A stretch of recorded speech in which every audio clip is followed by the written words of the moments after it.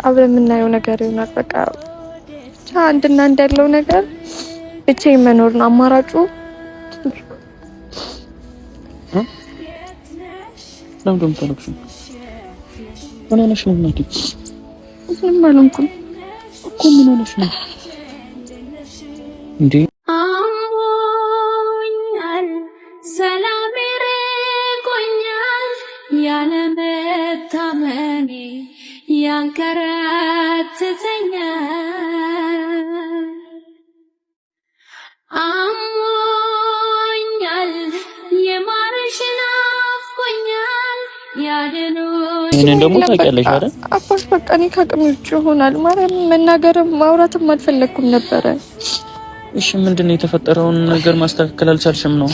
በቃ አባት ነው ሁሉ ነገር ለምንድነው? እሺ ለኔ በግልጽ ምንድነው መናገር ማትፈልጊው ነገር? አማሞድሽ አባት ብቻዬን ነው መኖር የምፈልገው። በፈጣሪ ብቻዬን መኖር ነው የምፈልገው። ከባድ ውሳኔ እኮ ነው። አይበልጥም አባት፣ አሁን ካለሁበት ነገር አይበልጥም። በቃ መቆየት አልፈልግም። መቆየት አልፈልግም። አንድ ቀን መቆየት አልፈልግም። እሺ ልደብቆም ልሸፍነውም አልቻልኩኝም። ራሴን እያሳመምኩኝ ነው ያለሁት። እንደዚህ ባደረኩ ቁጥር ራሴ እየተጎዳ ነው ያለሁት። ይስተካከላል። ማይስተካከል ነገር የለም። ራሴን እየጎዳሁ ነው ያለሁት። እሺ እናቴ አታሰቃይኝ። እኔንም አንቺም ተሰቃይተሽ እኔንም አታሰቃይኝ። ምንድነው የተፈጠረው ነገር? ከክስቴ ጋር እንደምኖር ታውቃለህ አይደለም?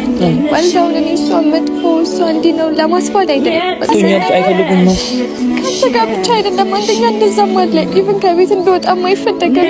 ቪዲዮም እንድሰራ አይፈለግም። አባትን እዛ መቆየት አልፈልግም። በቃ እኔ በጣም ነው የመረረኝ። ብዙ ነገር አስጠልቶኛል። ሳዝንና ስደሰት ስሜቴን እንዳንቺ የማወራው ሳጣ አስታውስሻለሁ ወዳጄ ወዴት ነህ? ምን ሆነክ ነው አባት? እኔ መኖር አልችልም። በቃ ብቻዬን ተከራይቼ መኖር ነው የምፈልገው። እንዴ እናቴ ምን ሆነሽ ነው? እኔ ተከራይቼ ነው መኖር የምፈልገው። ከኔ ጋር ነው የምትኖሪው እንዴ? እናቴ ምን ሆነሽ ነው? ወይ እናቴ አባቴ ማለት ተጀመረ ማለት ነው። ቤተሰብዬ እንግዲህ ቤዚዬ የኔ ቆንጆ የኔ ማር ማለት ነው። አይዞሽ አይዞሽ አይዞሽ እናቴ አይዞሽ የኔ ቆንጆ የኔ ማር ማለት ነው። የሳቄ ምንጮች ዛሬ እንደዚህ ስታዝኝ በጣም ነው የከበደኝ። የምር በጣም ነው ያዘንኩት እኔንም ማለት ነው። በጣም ነው ያሳዘነችኝ። ባይዘው ስታለቅስ የሆነ እንባ ነው የተናነቀኝ። ካልዳኒ ሙት ነው ምላችሁና በጣም ነው ያሳዘነችኝ።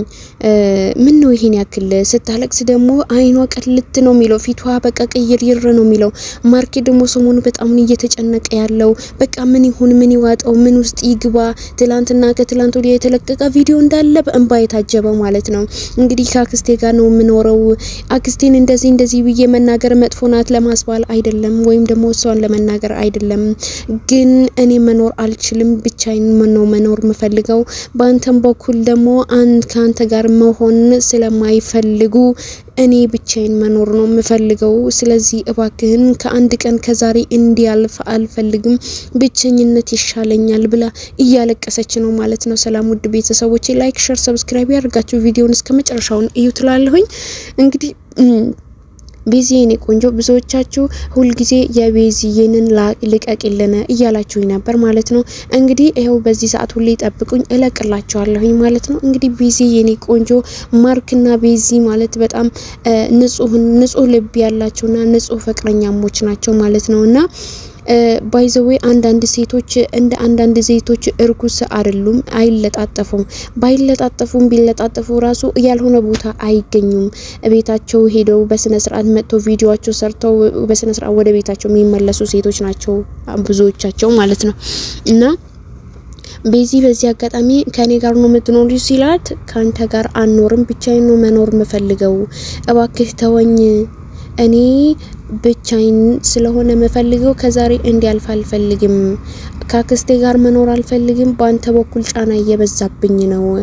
ካንተ ጋር መኖር ከጀመርኩኝ ሌላ ነገር ውስጥ እንገባለን ለማለት ፈልጋ ነው። እንግዲህ ይሄንን ነገር ግልጽ አላረገችለትም። እሱ ይከፋዋል ብላ የሱ ፍቅር ብላ እንግዲህ በጣም ብዙ ነገር ነው መስዋዕት የከፈለችለት ማለት ነው። የማርክ ማለት ነው። እና ማርኬ በዚህ አጋጣሚ ቤት መከራየቱ በጣም ቀላል ነገር ነው ባይዘው ማለት ነው። በአሁኑ ሰዓት ቤት መከራየት ቢከብድም ግን በጣም ቀላል ነው። ዩቲዩብ እየሰራች ነው፣ በስነ ስርዓት ተከራይቶ መኖር ነው አለቀ። ግን ቤት ውስጥ በጣም ብዙ ጫና የሚኖር ነው። በተለይ ከዘመድ ጋር የሚኖር ሰው ቤተሰብ ከዘመድ ጋር የሚኖር ሰው ምንም ነጻነት አይኖርም፣ ምንም አይነት ነገር ማለት ነው። ቅናት የበዛበት ኑሮ ነው የምትኖሩት።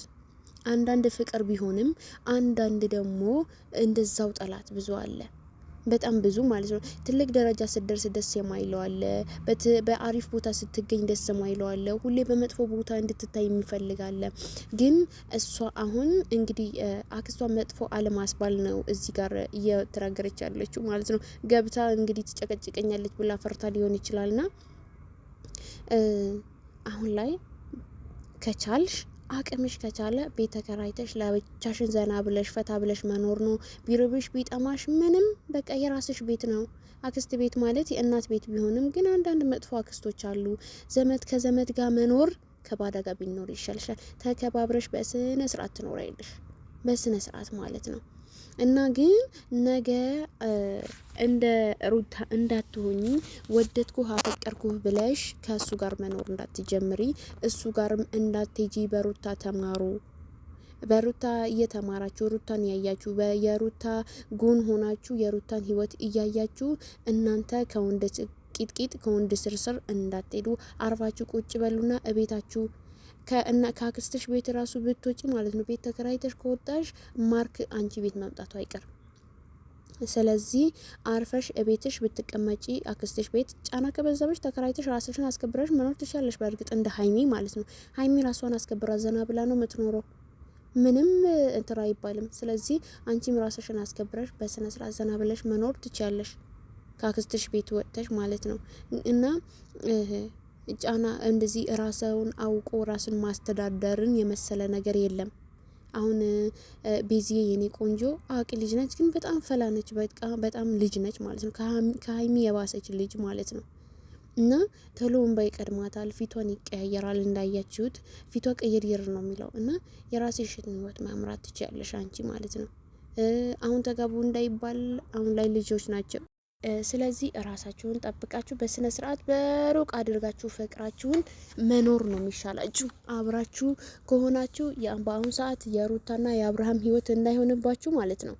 እቃ ጨዋታ እንዳታረጉት ትዳራችሁን፣ ፍቅራችሁ ቢቀጥል ይሻላል። ስለዚህ አደግ ስትሉ አንተን በሰል ስትል እሷን በሰል ስትል ብትጋቡ አብራችሁ ትሆናላችሁ። ስለዚህ አሁን ላይ ጫና በዝቶብኛል ካንተ ጋር አብሮ መሆን እንደዚህ ምናምን ነገር እያልሽ እሱ ጋር መጥተሽ ማለቃቀሱ ምንም አይጠቅምሽም። ከሱ ቂጥቂጥ ስር ከሱ ስር እንዳትጂ።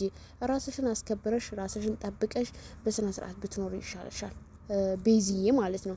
እና እናንተም ደግሞ ሀሳብ አስተያየታችሁ መስጠት ትችላላችሁ። ኮሜንት ስራ አስቀምጡልኝ እላለሁኝ።